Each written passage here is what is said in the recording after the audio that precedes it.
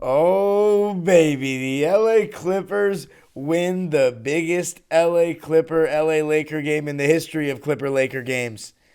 And what made the difference in this one for the Clips? Gonna be talking about it all on today's Locked On You Clippers. are Locked On Clippers, your daily Los Angeles Clippers podcast, part of the Locked On Podcast Network, your team every day.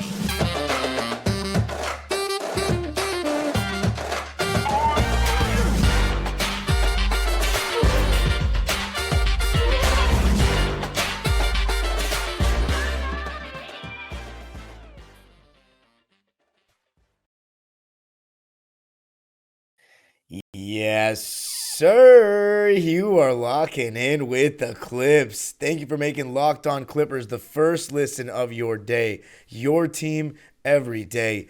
I'm your host, Darian Vaziri, in my 18th season as a Clipper fan. You can also follow me on Twitter and Instagram at DimeDropperPod and subscribe to my own YouTube channel, Dime Dropper, where I went live post-game after the Clippers beat the Lakers in what was not only the biggest game of the season for both teams, the biggest Clipper-Laker hallway series game since the Clippers had moved to Los Angeles. As I talked about in the last episode, at least in my opinion, both teams had the most riding on it compared to other games between the two throughout history. And the Clippers came out on top with one of their better performances of the season, in my opinion, a top 10 one. They win it 125 to 118, even without Paul George. Now, granted, the Lakers are on a back-to-back, being taken to overtime by the Utah Jazz on Tuesday night. But that gave the Clippers the opportunity with 3 days rest. I said it on the last episode. They had to come out and set the tone defensively and just look like the team that was more rested, more active. And that's exactly what they were.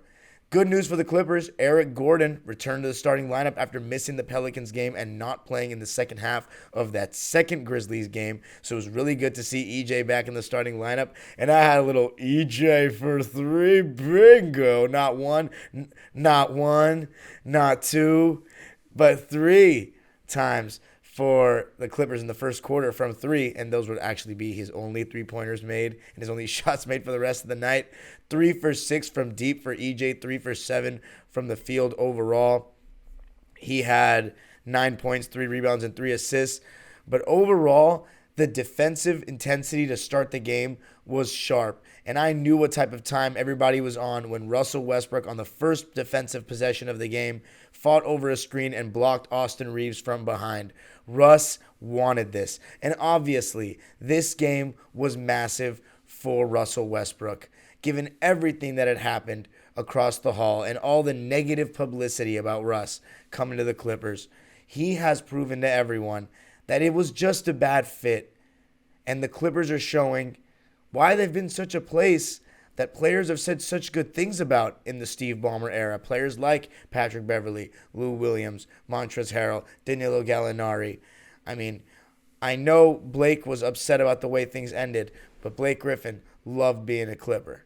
There's no doubt about that. But people like playing here now. And the Clippers are making it known that they want it to be, and I think this is part of the whole Clipper thing. Sometimes I like it, sometimes I don't. But I think at times they can lean into being super anti-Laker more than just kind of focusing on what they need to do to become a championship team. And I think Paul George, to a degree, wanted to show everybody that, look, they just couldn't work with Russ. It was an anomaly, but Russ is the man, and I'll show you that it can work. Now, when I say the words work, or word work, the Clippers haven't necessarily improved significantly with Russ, just based on the record.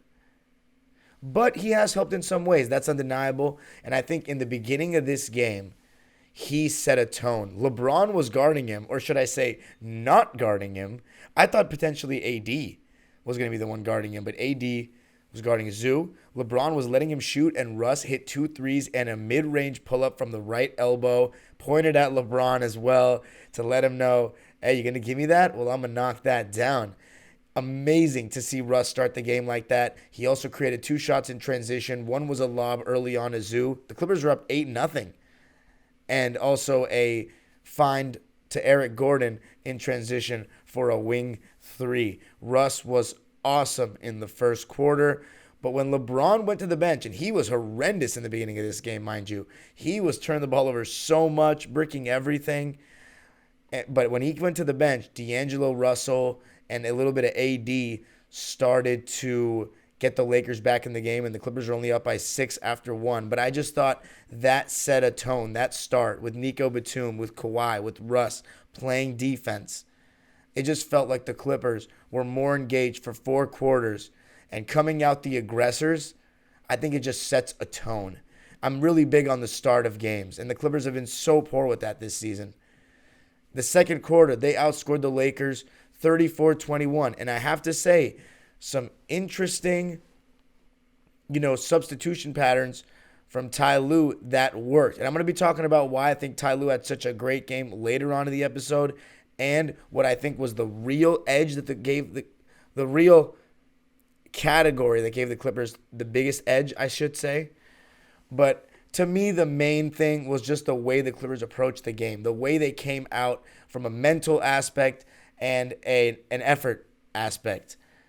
They played hard, they were focused, and they never fully let the Lakers get back into the game. In the second quarter, they were able to build a lead. Ivica Zubac was phenomenal. He was dominating Wenyen Gabriel. And when I mentioned the substitution pattern, this is what he did, Ty Lue. So about 5 or 6 minutes into the first quarter, he took out Zoo and Nico, which I thought was really interesting. Brought in Mason and Norman Powell fairly early. And I was worried that Mason Plumlee would get destroyed by Anthony Davis. And look, it wasn't looking too great. You even saw the Clippers go zone at times. I think it was to hide certain defenders. But Mason still had a nice jump hook with the right hand over Anthony Davis one-on-one. And what it really allowed, and I don't know if this was Ty's master plan, but he staggered Kawhi Leonard and Zoo. Usually we see Kawhi Leonard staggered with Paul George, and in recent times, Kawhi Leonard staggered with Russ, one of them always being in at all times. But in this one, you saw Kawhi Leonard being staggered with Zoo. And I love that because it's, one, very respectful in showing Zoo, look, we need you on the floor when Kawhi is not. That's big. I think that's a sign of confidence being shown, or should I say trust. And I mean, everybody knows how good Zoo is.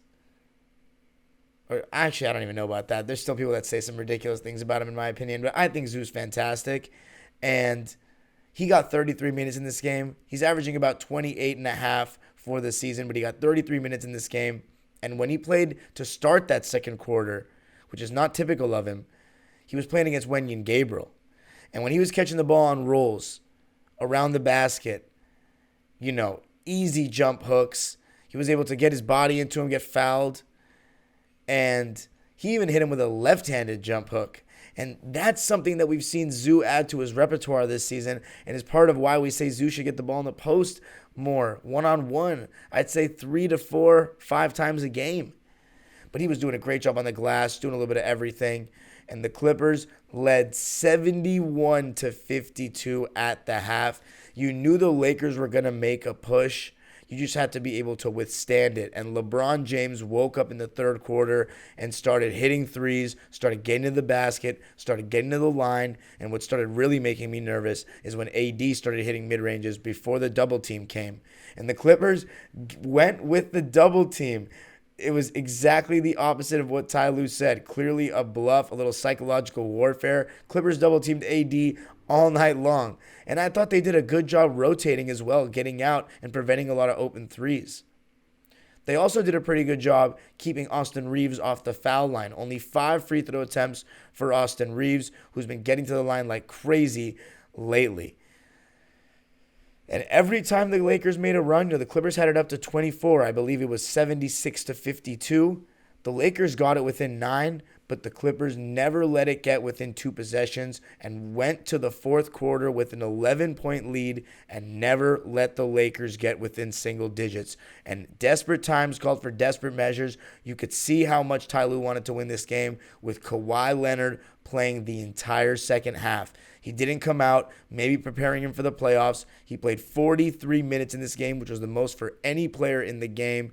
And he was starting to get double teamed and hedged hard on screens. When he was putting the smalls in the pick and roll in the second half, they were sending 2 at him. He was making the right play, letting other Clipper players do things, and just letting guys eat. I thought Kawhi was really solid. He had 25 points, 7 rebounds, and 4 assists on 9 for 17 shooting, 4 for 7 from deep, 3 for 4 from the line in his 43 minutes, so very efficient. He had 8 points in the first quarter just off mid-range pull-ups. 3 of them on mid-range pull-ups, and then 1 bucket on a cut and dunk. I think that was in transition. But Kawhi did the job, led by example. Russell Westbrook, I think part of the reason I have to say that the Lakers did start to come back is that Russ, they weren't guarding him in the beginning of the game and he was making the Lakers pay. But in the third quarter, he was, you saw the negatives come out with Russ where they were still leaving him open and he was not making the defense pay, starting to turn the ball over a little bit. And he started turning the ball over a little bit when he came back in the second quarter. And Ty Lue went away from him.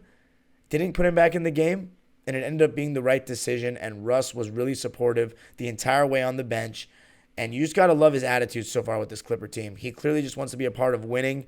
I think the price tag has also made it easier to just kind of not be so harsh on him. That was definitely part of the reason why it was so frustrating for the Laker fans that Russ was not playing to, what they expected of him based on his salary. But now it feels also like Russ is coming to show everybody that he is a winner. He's here to help the Clippers win. And we'll see he's not going to really be judged properly till the playoffs. But coming up, going to talk about the real thing that gave the Clippers the edge in this game. You must be wondering, why haven't I mentioned it yet? That is because I am going to mention it coming up. Before I do that, I got to tell you about something special. Watching your closet grow after purchasing all of this season's latest trends? How about also watching your cash back grow with each purchase with Ibotta? You can earn cash back on every shopping trip. Ibotta gives you cash back on hundreds of grocery items, from produce to personal care to pantry goods. Either link your loyalty account or upload your receipt after you shop and get your cash back. It's that easy. The average Ibotta user earns $120 a year in real cash back. That could cover the cost of an entire shopping trip. Or you could use your cash back to buy that flight you've been eyeing, that game you're dying to go to, or the fancy dinner you've been craving. A typical basket of groceries was $50 more expensive at the end of 2022 than the beginning of the year due to inflation. You could earn 2.5 times that in cash back from Ibotta, or even more depending on how much you use Ibotta. Right now, Ibotta is offering our listeners $5 just for trying Ibotta by using the code LOCKED when you register. Just go to the App Store or Google Play Store and download the free Ibotta app and use code LOCKED. That's IBOTTA in the Google Play or App Store and use the code LOCKED. All right, so the main factor that I think gave the Clippers the edge in this one was the bench. The Lakers had a combined, let's count, 25 points from their bench, and they played a 10-man rotation, so an average of 5 points from each guy. The Clippers, on the other hand, got 27 points from Norman Powell alone. 55 bench points, so 30 more bench points than the Lakers, and there were big-time performances and contributions from Bones Highland, Mason Plumlee, Terrence Mann, and Norman Powell. Let's start with Mason Plumlee. I thought he held his own, even in minutes that he had to play against AD. It started a little shaky the first 2-3 minutes that he came in, but overall, he played some pretty good defense, deterred a couple shots at the rim, got a couple of rebounds, finished around the basket. He was 2 for 2, and one of them was a really nice move in the second half where he did a little up fake. AD went for the block, and he did a little dunk on the other side of the rim. It was a nice finish by Mason Plumlee, who in 14 minutes of play had 4 points, 3 rebounds on 2 for 2 shooting, did his job. And somebody else who did his job very well was Terrence Mann. I think it was one of his better games in a while. And when we're playing against teams that don't have as many of those quicker guards, Terrence actually does a pretty good job getting over screens and staying attached. You saw it when he was guarding LeBron a lot tonight on Wednesday night. You saw it when he was guarding D'Angelo Russell a lot. And D'Lo's not the quickest, so it was pretty easy for Terrence Mann to stay attached, and he was doing a really good job putting hands up and putting pressure on the ball. And in addition to that, he made the 2 threes that he shot, and he had a couple of baskets in transition around the rim. There was one where I think it was an offensive rebound he got, and he finished strong. You gotta love when things are rolling. Actually, it wasn't an offensive rebound. I think it was a cut. But Terrence Mann doing a little bit of everything, only played 19 minutes, but was very impactful in those 19 minutes. 10 points, 3 rebounds, 2 assists, 4 of 5 from the field. That's 80%. 2 for 2 from the three-point line, and he was a plus 12. Awesome to see Terrence have a big game when the Clippers need it most. The man for the big occasion, as usual. But the 2 bench players that really stood out in this one, Norman Powell and Bones Hyland. Fourth quarter, who sets the tone? Who scores all his points in the fourth quarter? That would be Busy Bones Hyland. Knocking down the 3 ball off good ball movement, off little screens and pick and pops, and also the ability to get downhill, get to the foul line, make plays. He had some really nice passes as well in that fourth quarter. 21 minutes played for Bones. Pretty sure he played the entire fourth. 14 points, 2 rebounds, and 4 assists. Credit to Ty Lue for riding with Bones, even though he bleeded some points at the end defensively. But all 14 of his points coming in the fourth, you've got to love it. 3 for 6 from deep, 4 for 7 overall. When Bones is efficient, I mean, he is just awesome. And he was a big difference maker in this one. To come in with those points in the fourth quarter when the Clippers really need it, stopping momentum. There was one moment when the Lakers cut it to 13, 90-103. Clippers called a timeout, a good timeout taken by Ty Lue, around 8.5 left, I want to say. Come out of the timeout, drop a play for Bones Hyland to get an open 3, and he hits it. I believe that was the one from the left corner. Put the Clippers up 106-90, and you got to give Bones credit. He was just awesome. But Norman Powell, we've been talking about he hasn't looked the same since he's come back from the shoulder injury. He's been forcing things. Well, talk about a game where you needed Norm to be Norm again. He chose the right game, all right. I mean, this was the Norman Powell that we were getting before he got injured, the 6th man of the year. Turning the corner on that little curl play, going from left to right, finishing around the basket, getting to the line, and his whistle returned tonight. That favorable whistle that he's been getting all season, it came back, and he took advantage of it, shooting 10 for 10 from the foul line.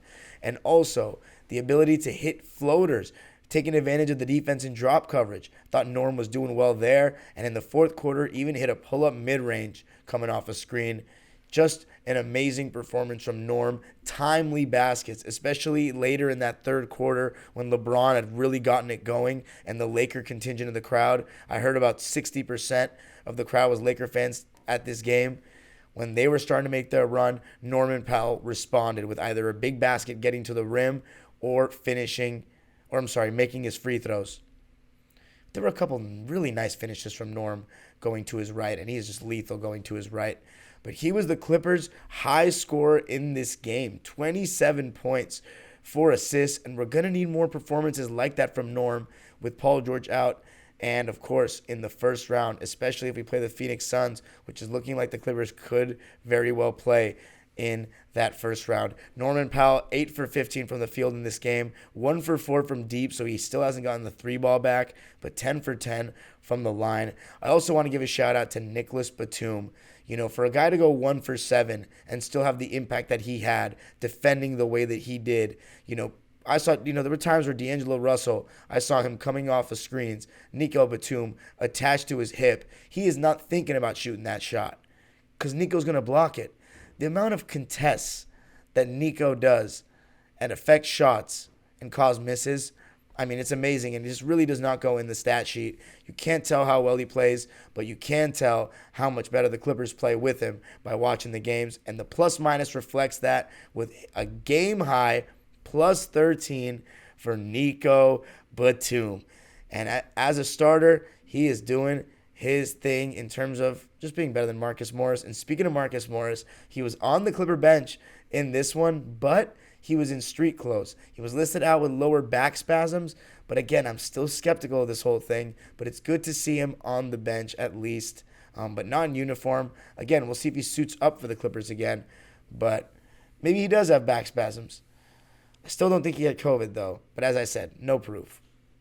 But coming up, going to talk about why I think this was such a great game for Ty Lue and why he outcoached Darvin Ham.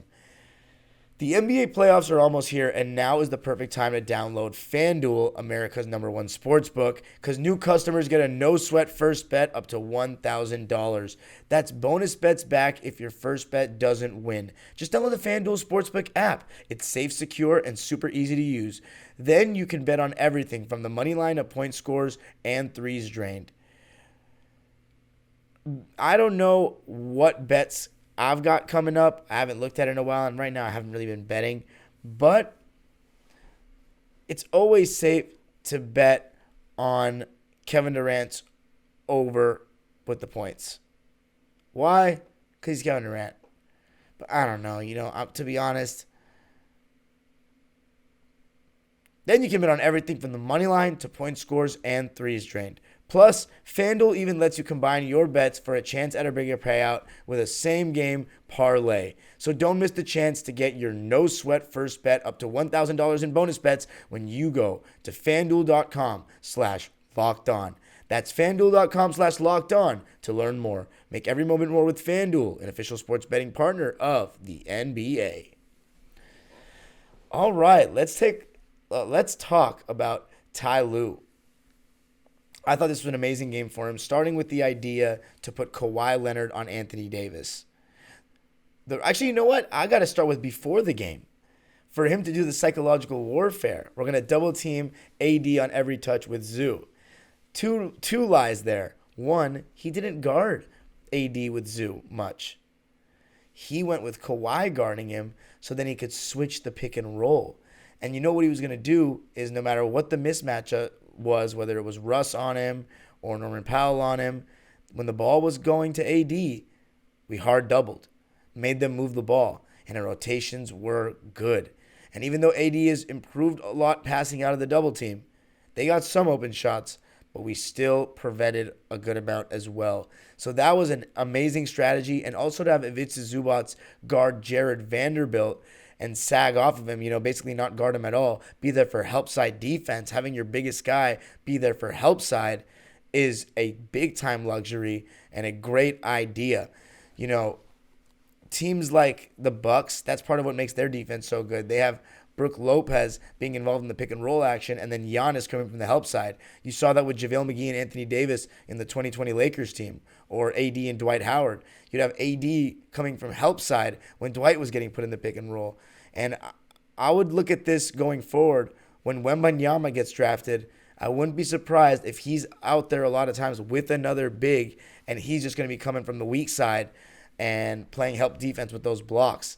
And it's going to be crazy, but Zoo doing that, I thought that was a great adjustment. Also, of course, as I mentioned earlier, staggering Zubac with Kawhi. I thought playing Zoo a good amount in this one was the right decision. Him getting 33 minutes was great to see. 17 points, 13 rebounds for Zoo in this game. 4 of those offensive rebounds. He was just really awesome, being active on the offensive glass, getting the Clippers multiple possessions, finishing strong around the rim. And my favorite stat, honestly, of the night for Zoo, 5 for 6 from the foul line, and he's really been struggling from the foul line of late. And the Clippers shot 23 for 27 from the line, 85%, Lakers, 16 for 24, only 67%. So Zoo, he was just immaculate in this one. Big Zoo, the former Laker. Thank you, Magic Johnson. He had one big assist left, didn't he, Magic? But the Clippers win at 125 to 118, even though they were outscored in both the third and fourth quarters by the Lakers. Lakers outscoring them 30 to 22 in the third, 36 to 32 in the fourth. But the bench makes a huge difference. Another thing I like that Ty Lue did was, the staggering of Zoo. I think that gave Zoo some confidence and also just let him dominate Wenyen and Gabriel. I don't know if that was intentional, that he knew Wenyen and Gabriel will be playing at that time, so he had Zoo dominate him. But it could have easily just been that he wanted Zoo in the game when Kawhi wasn't because he didn't want to give up as much defense. And obviously, Zoo can be good offensively too if you trust him.